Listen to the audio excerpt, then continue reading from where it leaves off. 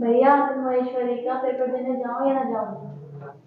परीक्षा देनी चाहिए नहीं देनी चाहिए, चाहे कोई भी छोटी से छोटी परीक्षा हो, चाहे वो कोई भी बड़ी से बड़ी परीक्षा हो, चाहे अतुल महेश्वरी की परीक्षा है, चाहे वो पीसीएस की परीक्षा है ना।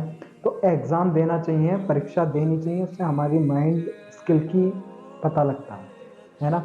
उसमें हमें माइंड पावर का, स्मरण शक्ति का हमें पता लगता है कि हम कितना कर सकते हैं।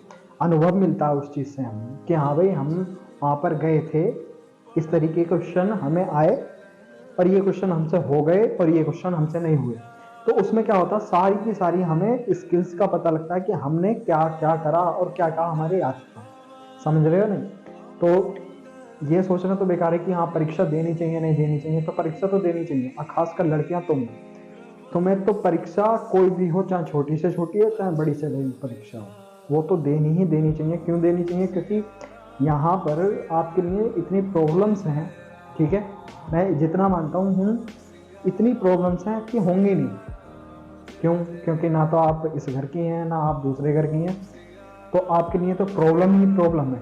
तो आपने आपको खुद को तो इस तरीके से ढालना है, इस तरीके से मजबूत बनाना है कि आप कहीं भी जाएं किसी के ऊपर डिपेंड ना रहें।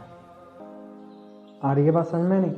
तो आपको तो परीक्षा देनी चाहिए, चाहे कोई भी एग्जाम हो, मौका मत छोड़ो। आपको घूमने का भी मौका मिलेगा, आपको अपनी माइंड स्किल चेक करने का भी मौका मिलेगा।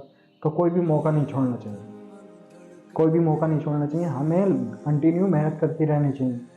और दूसरी बात, अपनी माइंड को गलत वे में ना ले जाके हमें सही वे में ले जाना है। तो हमें अपनी प्रिपरेशन इस तरीके से करनी है कि सामने वाला हमारी तैयारी के सामने नतमस्तक हो, सवाल ना उठाए कि हमने क्या पढ़ा है क्या नहीं पढ़ा है।